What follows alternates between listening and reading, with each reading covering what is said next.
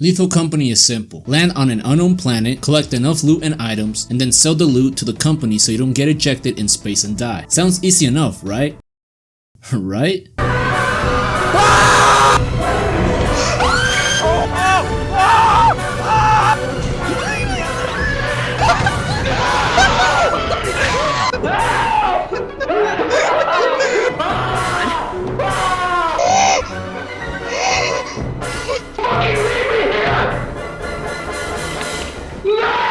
Yeah, never mind. Lethal Company has been taking the internet by storm, being the most popular game on YouTube, Twitch, and TikTok, to even outselling Activision's Call of Duty Modern Warfare 3.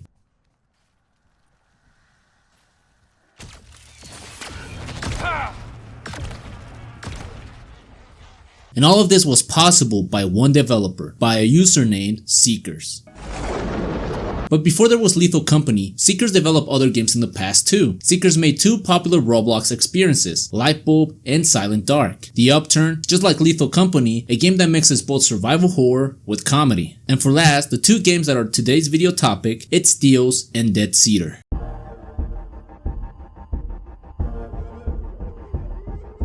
It Steals was released on Steam on July 22nd, 2020. It's a first-person horror game in which the player roams around on a checkerboard maze collecting blue orbs while avoiding the monster chasing you down. You can say this is a horror version of Pac-Man. There are 5 different modes in this game, each featuring different mechanics for both the player and the monster. Completing each mode rewards the player with a star in the main menu. So how hard can it be?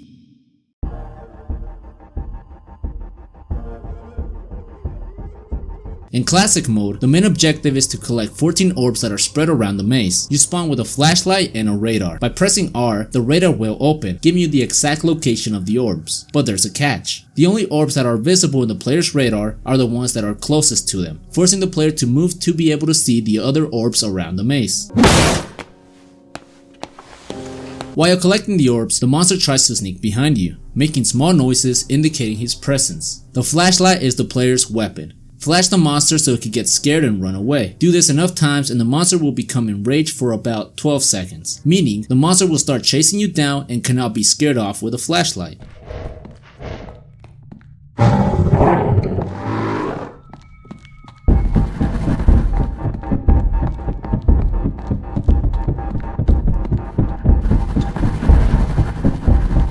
The game also gives you the ability to sprint, making the orb collecting a lot easier. However, if you overdo it and create a lot of noise, this will cause the monster to become extremely aggressive, chasing the player down the maze while also being faster, till eventually it catches you, ending on a game over screen.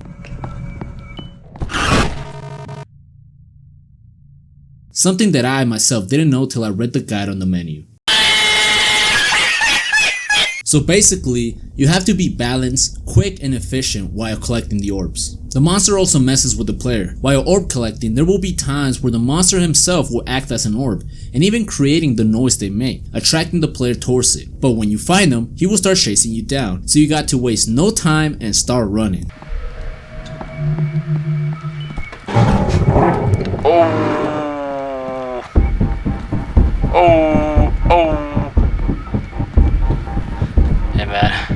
Hey man, leave me alone. Oh god, he's chasing. He's really... Oh, I'm dead. I'm dead. No, I'm not. I don't know where I am. Once you collect all orbs, you will be teleported in a random room full of chairs and boxes. Confused, you start running around trying to find the exit till eventually you meet yourself in front of a door and...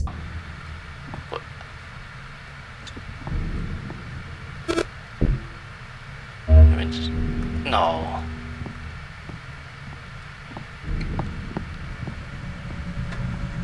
What do you mean this is only the beginning? I thought I was done. Oh!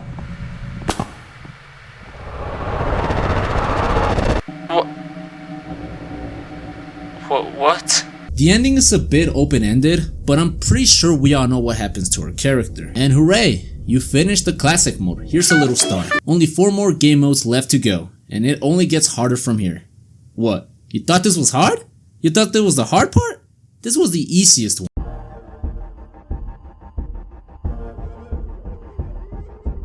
Like classic mode, the objective is still the same, collect orbs. But there's a scary twist. Instead of carrying a flashlight, the player is given a camera with limited batteries, making the maze really hard to navigate and spotting the monster.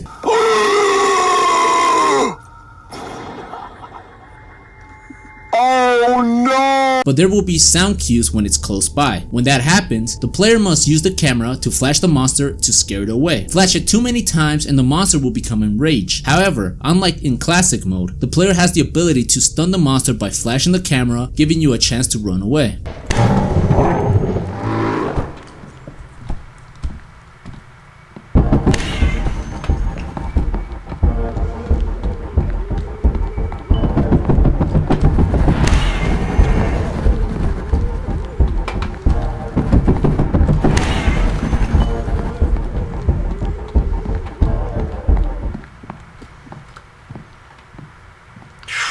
That was close. There's not too much to talk about this mode. It's the same as classic mode but with a camera, and honestly this had to be my least favorite mode out of the 5, so yeah.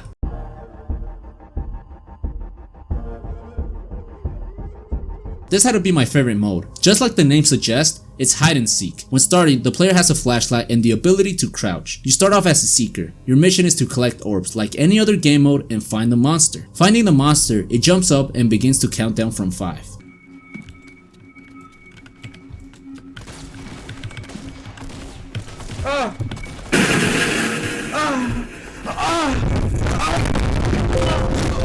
Making him now the seeker. You need to quickly get away. Turn off your flashlight and crouch, trying to make little to no noise. When the monster finds you, it will start chasing you and will blast through walls like a tank, ignoring anything on its way.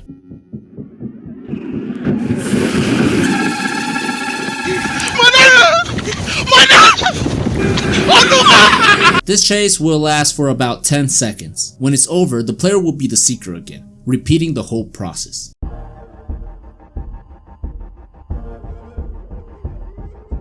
The player is equipped with a countdown clock on the wrist and a flashlight. The clock is a sensor. It helps you detect the monsters that are scattered across the maze. What are the monsters this time, you may ask? They disguise themselves as walls, of course.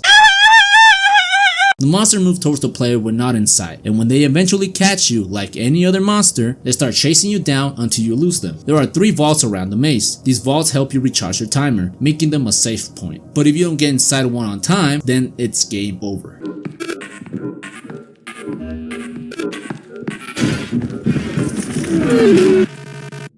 This game is confusing at first since you don't know how the monster looks like, but I got the hang of it. Just look around like crazy.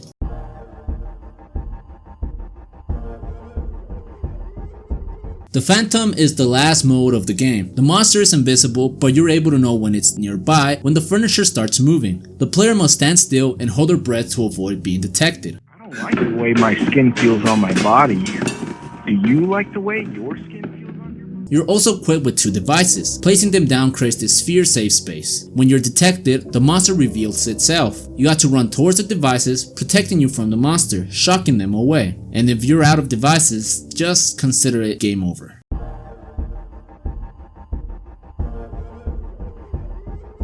It Steals is a pretty fun horror game, mixing a lot of mechanics but at the same time having the same bare bones gameplay loop. There are 2 secret modes you can unlock by completing all 5 modes. They're just basically harder version of previous modes and remixing them. The game's on Steam and I highly recommend it. It's only $5. Anyway, on to the next game.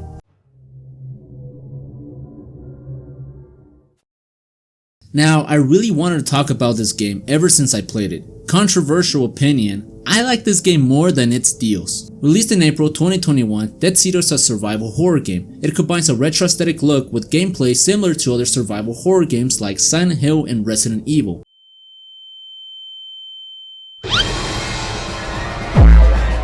With fixed camera angles and tank controls. Now, before I start, there will be spoilers. This game is free on Steam and can be finished in one sitting, so I highly recommend people to play this game before watching this part of the video. But if you don't care, stay I guess, there's like only 2 of you left watching, so. Booting up the game, you'll be greeted by an interactive loading screen, flashing the light around a forest. I really love small details like this, it gives more life to a game. It's something so simple yet really effective. The game begins with a truck arriving in front of a forest. Our main character gets off the truck and the game starts explaining explaining how the controls work. Like I mentioned earlier, they're tank controls. Interacting with the sign, it turns out that this random forest is where the Vincent family lives, aka the character's family. This sign was given to us by our mother. Heading into the forest, we get more information about our main character. His name is Jesse.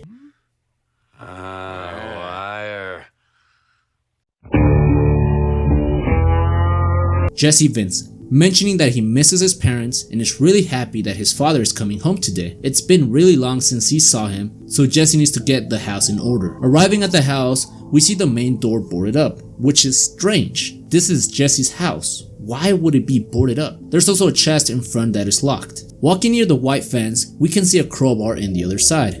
Going around the house, Jesse starts talking about the shed he is building, saying it's still unfinished and is going to make it look like the one his father built. Also mentioning that his brother wouldn't help him paint this side of the house, but we really can't see anything, it's pitch dark.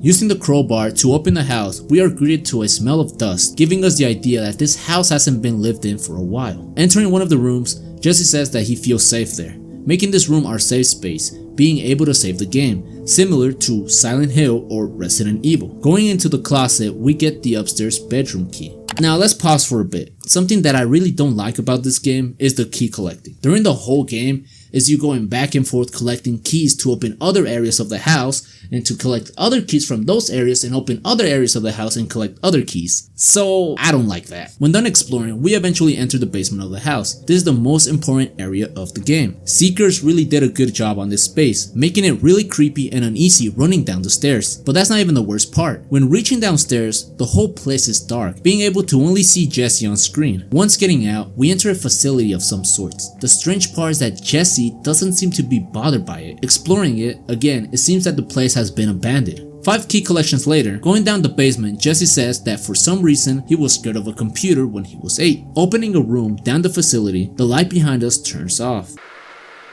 Oh my god.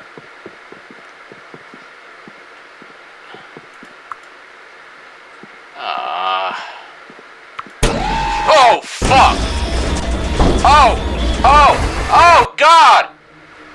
We meet the first enemy of the game, the MBs. They are robotic monsters that are sensitive to light. Turn one on and it will start chasing the player until it catches them. I believe these are the computers that Jesse mentioned he was scared of. We get to the sewer key from the chest in front. The sewer is down in the basement. Makes you think how big this place is. Again, Jesse being unbothered about all of this. Entering the sewer, we pick up a spare room key. The door inside the sewer is closed, but if we listen closely, we can hear music coming from that room. Hold up.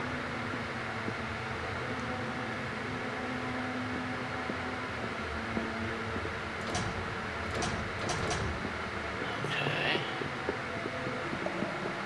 I don't like these angles, man. For now, we leave it and head to a spare room upstairs. Going upstairs, this happens.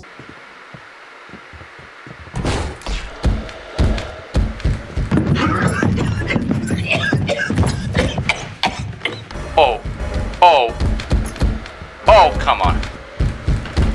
No. You got to be fucking me. You got to be fucking me. Oh! We are introduced to the other monster in the house. His name is DSP. No, not that DSP. He, what it seems to be a burnt corpse, starts chasing Jesse down. To survive him, we need to run long enough until DSP gives up and disappears. This monster is terrifying. The way he moves and sounds makes him really uneasy. Heading towards the spare room, we collect, you guessed it, another key. This is for the factory. Again, after all that, Jesse's keeping his cool and even saying that everything will be okay. Is he talking about DSP or something else? He also mentions that he's getting married in 2 days and that everyone will be there. Was he talking about that? Opening the factory, we see this big area with machines and other factory equipment, still adding more to the basement when we thought it was already big enough.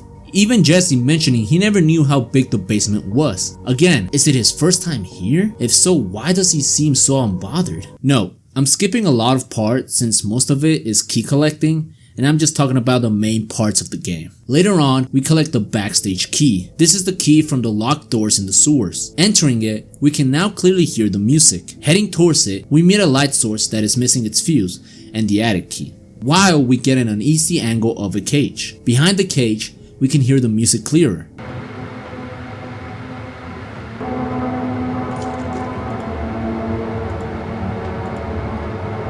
Why is there music here?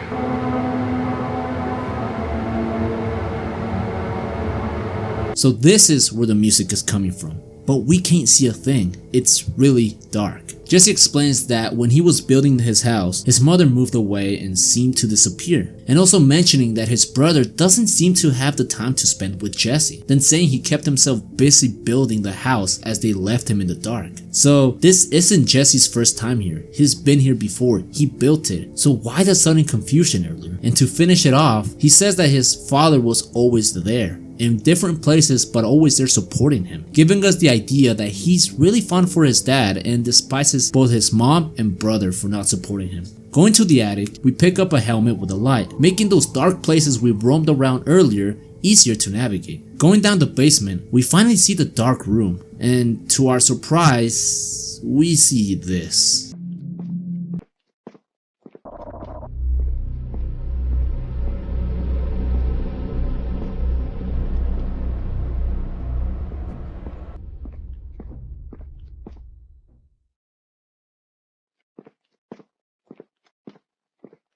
We see a bloody room filled with boxes and a chair. Jesse stays quiet like he already knew this was here. This whole time the player has been walking by a bloody room without knowing. Picking a key in the factory for the chest that's behind the house and a lot of MBs later, we head towards the backyard. We get to the wall that Jesse mentioned earlier about not being painted. Now that we have a light source, we can see what he was talking about.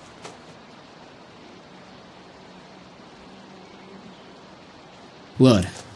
The wall Jesse mentioned was full of blood, as if someone was brutally killed here. Yet, Jesse seems so casual about it. We open the chest and collect another key for another box. Yay! If it wasn't for a good atmosphere and scary enemies, this game would have gotten really stale and boring. Opening the third chest, we get another key for another chest. Just kidding, gotcha, you got pranked.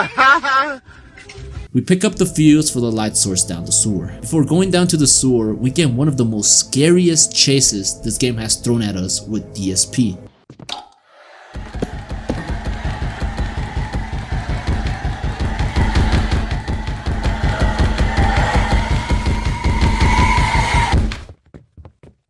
This was horrifying. Not being able to see your surroundings, but only the things in front of you. DSP gets ruthless, and the only thing you can hear is the footsteps behind you and his breathing. When that's over, we reach the end game. We go downstairs, put the fuse in, the gate opens, and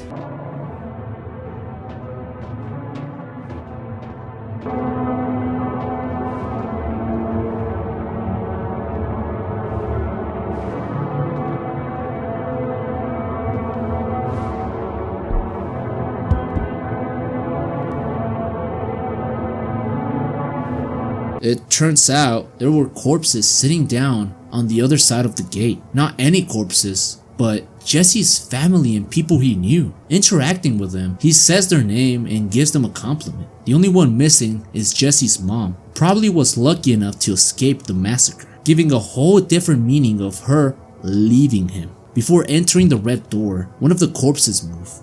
It was the police investigators. Interacting with him, Jesse mentions that the police's corpse won't tell him his name and leaves it at that. Entering the room, Jesse says that it's time to meet father out on the road. Walking the way back, we don't have to worry about anything chasing us. This whole time, we were the monster. Arriving at the place we began, where our truck is, I got a bit lost. Waiting, walking around till Jesse's fathers came. But when interacting in the back of the truck,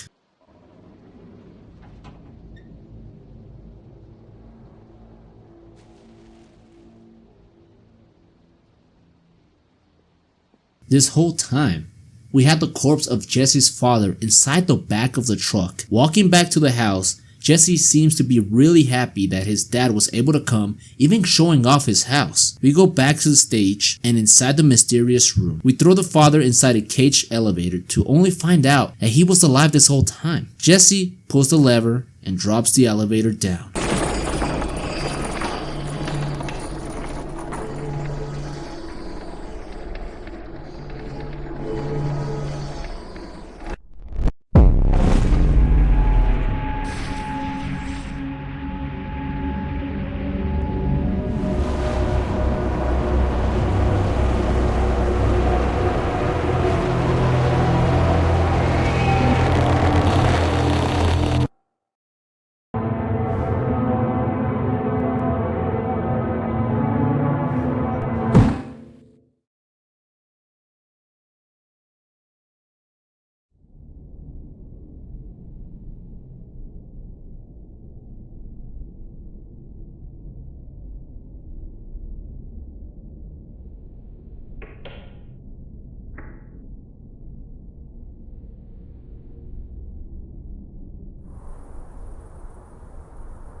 That's how the game ends. Was all of this Jesse's imagination? Was the MBs and DSP all inside of his head? Was Jesse performing some kind of ritual? Endings like these are the ones that stick the most, leaving the player questioning, making this game a really good horror experience. And this is why I prefer Death Eater more than its deals, because it had more of an interesting story, and in my opinion the horror aspect of the story and gameplay for me were a lot better than its deals. I highly recommend these two games that I talked about on today's video. They really show off Seeker's passion for survival horror and why Lethal Company is so successful with that aspect of the game. If you're still here, I want to thank you for watching the whole thing, and maybe consider liking and subscribing to the channel for more content similar to this. Thank you all, until next time.